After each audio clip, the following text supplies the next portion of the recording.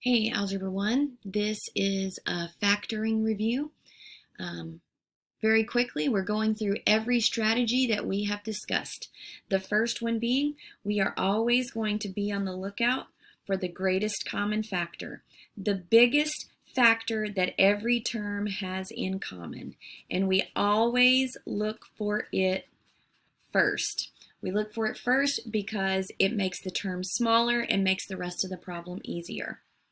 Secondly, if we have 4 or more terms, we are going to try to factor by grouping. Grouping 4 or more. If we have 3 terms, we're going to try to guess and check. Remember, it's not guess or check, it's guess and check. So guess and check, and normally we do a guess or check if we have a trinomial, 3 terms. Then we can have special factoring techniques. The first one that we looked at was the DOTS. That is the difference of 2 squares. Of course, if we're going to have a difference, that means there's going to be subtraction. If it has 2 terms, that means that it will be a binomial. And then, of course, perfect squares. So difference of 2 perfect squares. Easy, we factor it into conjugate expressions. And then the last one we looked at were the PSTs. PSTs are perfect square trinomials. So we have positive perfect squares on the front end and the back end, and of course it is a trinomial. But once again, we got to be on the lookout for perfect squares. So those are the factoring strategies that we have talked about extensively in Chapter 7. So we've got lots of practice problems here. My suggestion for this video is each time I turn the page, I would suggest that you pause, try the problems, then come back and check them. So again, first strategy, we're looking for a GCF. All of these problems have a greatest common factor, and when we take out the greatest common factor, it makes all the terms more manageable. So we're going to be looking for the greatest common factor first in 1 through 4. So number 1, we have 9m cubed minus 9m squared. Both terms have a 9 to give, so we're going to take out a 9. We also have m to the third and m squared. Both terms have at least 2 powers of m. So we're taking out 9m squared. We've got to divide both terms by 9m squared. 9 divided by 9 is 1. M cubed divided by m squared, 3 minus 2, leaves m to the first.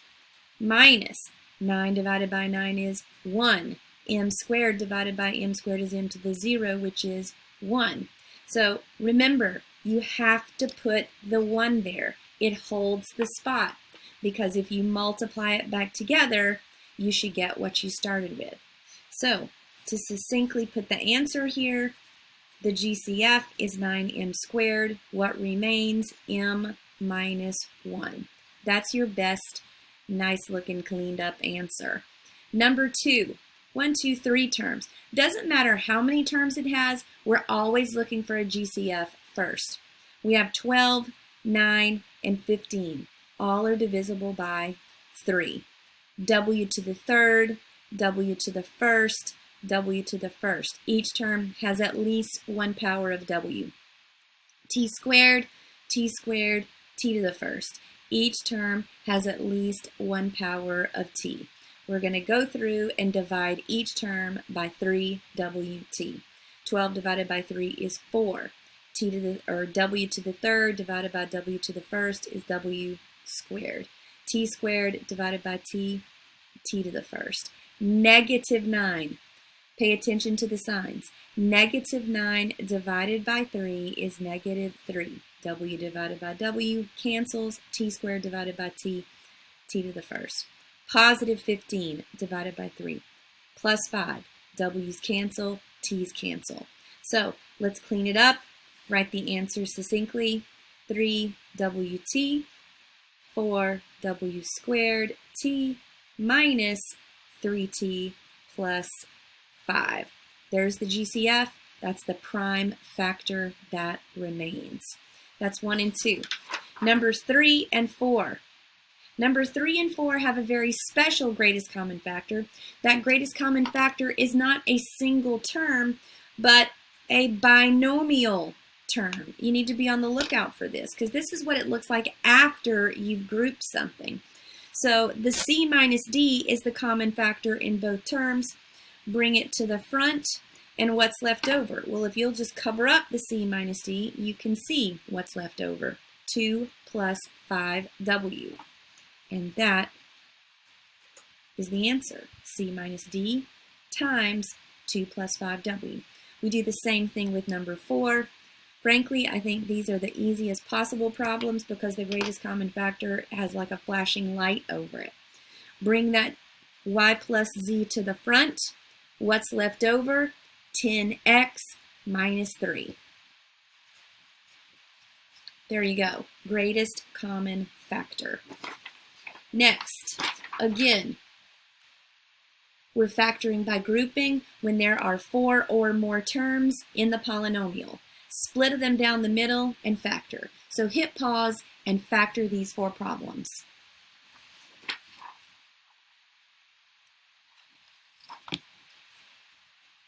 Number 1, 1, 2, 3, 4. Split it down the middle. When we split it down the middle, look at the first 2 terms. 12a cubed minus 9a squared. Take out the greatest common factor. It is 3a squared.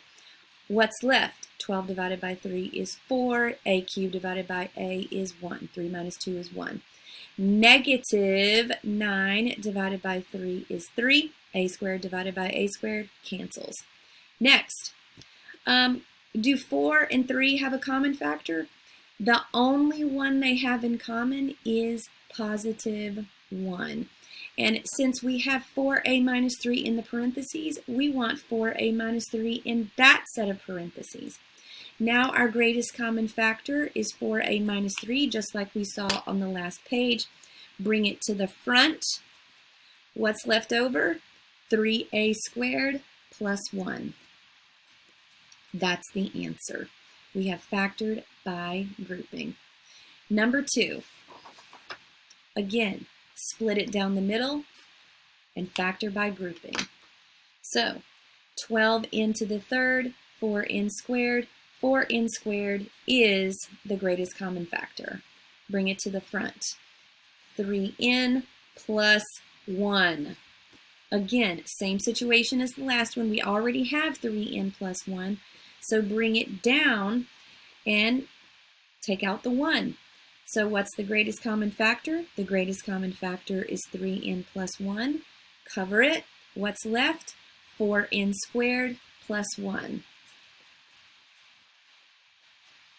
That's number 2. Number 3.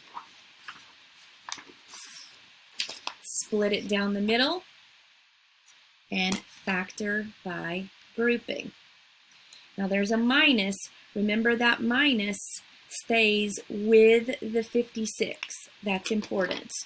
So greatest common factor of the first 2 terms is 5x. So when we take out 5x, we're going to be left with 7y minus 1. Remember, 5x divided by negative 5x divided by 5x is negative 1. You have to keep you have to be able to multiply it back together and get what you started with. Now, once again, if we have a negative leading coefficient, bring out a negative. And in this case, we're going to bring out a negative 8, which is the greatest common factor of 56 and 8. So negative 56 divided by negative 8 is positive 7y. Positive 8 divided by negative 8 is negative 1. 7y minus 1 is our GCF. Bring it out. What's left over? 5x minus 8. And that is factored by grouping. Number 4, split it down the middle, factor by grouping.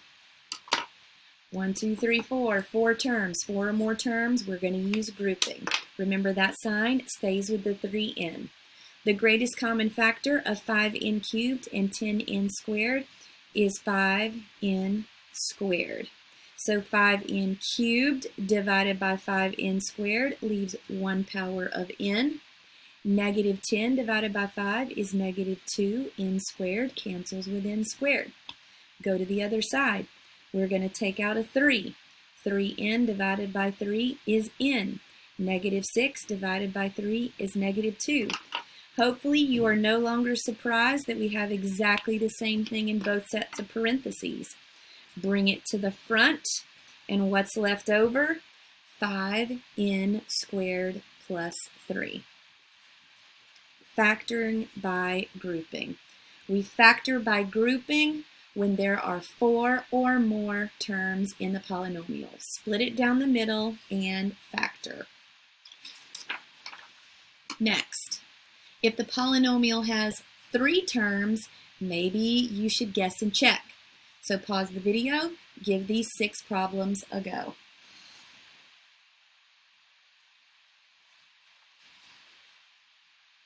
Number 1. What's nice about number 1 is that there is a 1 up front. And number 2. When there's a 1 up front, it's a very simple thing to guess and check. And 1 and 2 are very closely related because I wanted to remind you of some things that we learned back in the last few videos. If we have plus plus in the original problem, we have plus plus in the factors. Every single time that is true. So we have 30 on the end, 1 up front. As long as there's a 1 up front, we can ask the question, what are factors of positive 30 that add up to positive 11? That is going to be x plus, not plus 3. Actually, I'll get it wrong on purpose just so we can take a quick look here. So x times x is x squared, x times 10 plus 10x, 3 times x, 3x, 3 times 10, 30. Does that add up to 11? No, silly Hendry. We should not have put 3 and 10. Factors of 30 that add up to 11 are 6 and 5. X plus 6, x minus or plus 5. So, first sides, outsides, insides, and last sides, plus 30.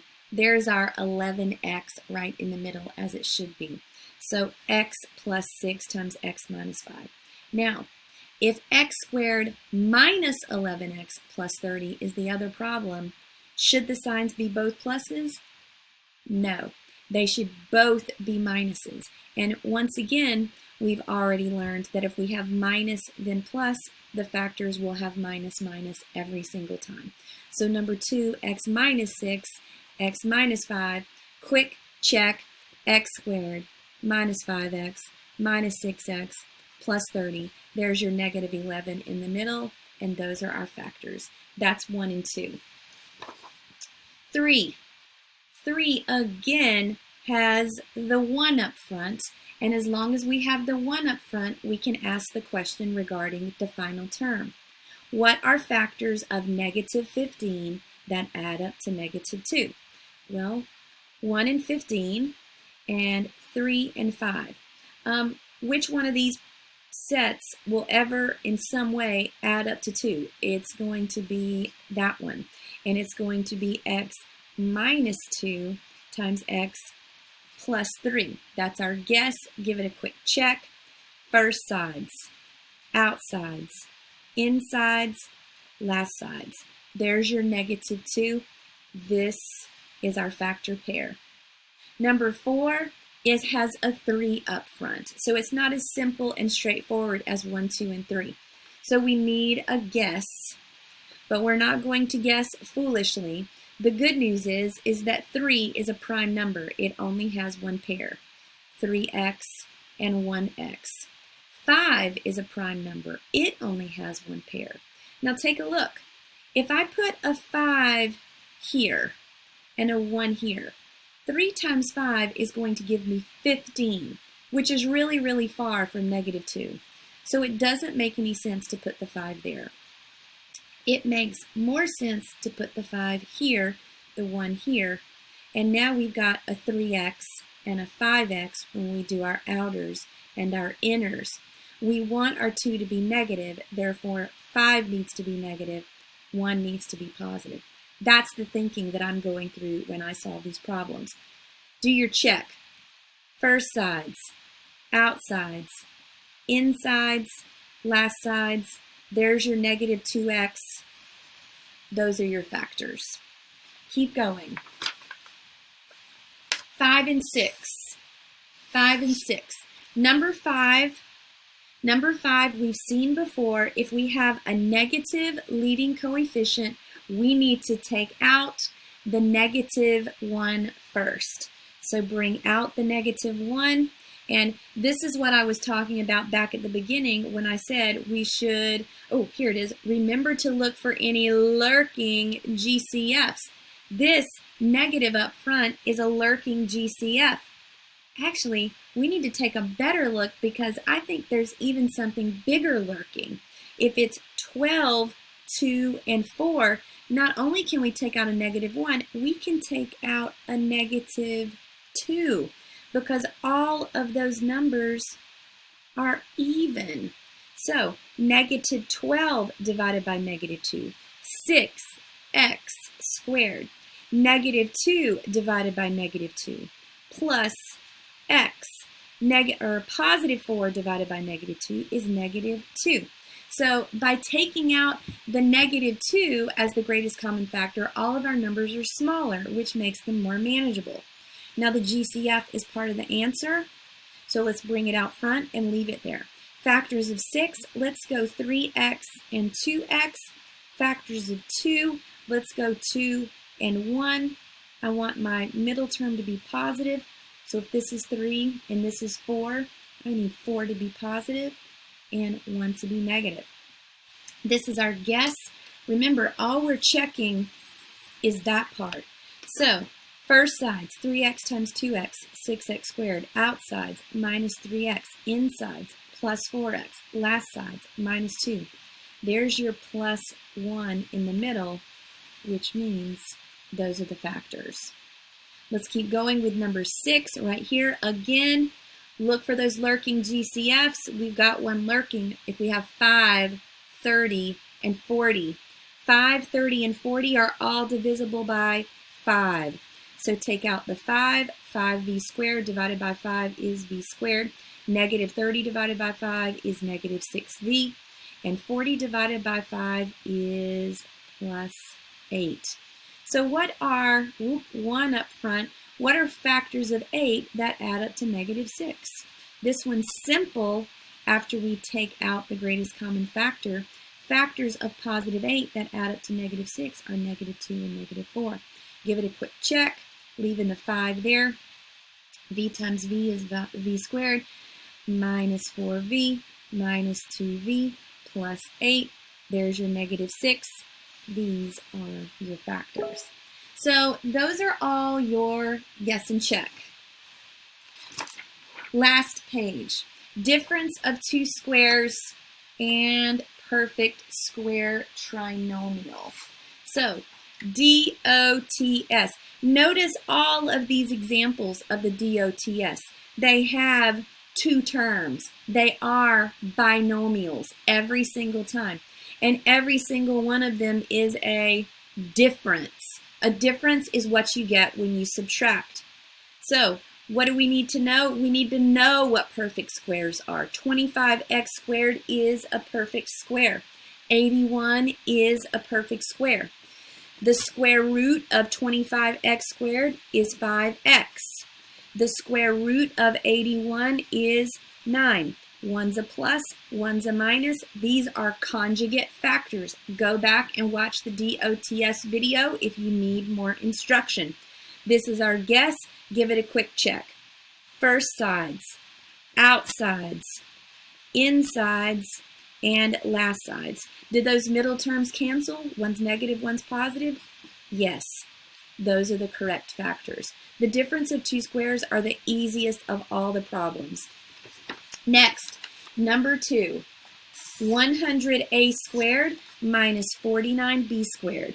The square root of 100a squared is 10a. The square root of 49 is 7b. One's a plus, one's a minus. Those are the factors of number 2. Number 3, 64s squared t squared minus v squared. The square root of 64s squared t squared is 8st. The square root of v squared is v. One's a minus, one's a plus. It doesn't matter the order because of the commutative property. Lastly, number 4. Remember, we're always looking for lurking greatest common factors. This has one. 18 and 50 are not perfect squares, but they're both even numbers. They also both have an x in order that they can give. So let's take out 2x and see what's left. 18x cubed divided by 2x is 9x squared. Negative 50 divided by 2 is negative 25. The x's cancel, and we're left with 9 to the 4th. Now what we have left is the difference of two squares. Keep the GCF, it's part of the answer. The square root of 9x squared is 3x. The square root of 25y to the 4th is 5y squared. One's a plus, one's a minus. Those are the factors. Last 4, the perfect square trinomials. Perfect square trinomials. They have 3 terms. 1, 2, 3. You have a positive perfect square on the front and a positive perfect square on the back. Minus plus will be minus minus every single time. The square root of 4x squared is 2x. The square root of 9 is 3.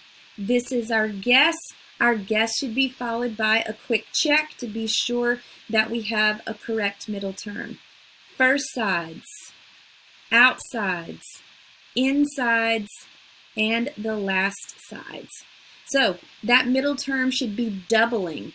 So 2 times 3 plus 2 times 3, 6 plus 6 gives us the 12 in the middle. Yes, this is the correct set of factors for this perfect square trinomial. Number 2, 16x squared plus 56x plus 49. So first thing I see, does it have a greatest common factor? 16 and 56 are both even, but 49 is not. So no greatest common factor, but we have a positive perfect square on the front, positive perfect square on the back, plus plus means plus plus in the factors. The square root of 16x squared is 4x. The square root of 49 is 7. This is our guess. Give it a quick check. First sides, outsides, insides, and last sides. This problem is actually one from one of our videos. 28 plus 28 gives us the 56 in the middle. Those are our factors. Number 3. Number 3 here has a negative leading coefficient. Whenever we have a negative leading coefficient, take the opportunity to take it out. Negative 1 is coming out. Negative 1 only has negative 1 to give. Negative 64 divided by negative 1 is positive 64. 16 divided by negative 1, negative 16x. Negative 1 divided by negative 1 is positive 1. You have to write the positive 1. It holds the space. Now we've got a perfect square trinomial. Square root of 64x squared is 8x. The square root of 1 is 1. Minus plus means minus minus. So first sides, outsides, insides, last sides. There's your negative 16. Those are your factors. One last quick problem. I'll fit it on the page here. 25p squared minus 30p cubed plus 9q squared. Perfect square trinomial or perfect square on the front, perfect square on the back. Let's give it a shot. The square root of 25p squared is 5p. The square root of 9q squared is 3q. Minus plus, minus, minus in the factors. This is our guess. Give it a check. First sides, outsides, insides, and last sides. Negative 15 and a negative 15 PQ is where we get our negative 30 PQ. Those are our factors. Thank you for paying attention to this lengthy video. If you know how to do every problem in this video, you are completely prepared for our factoring test over Chapter 7.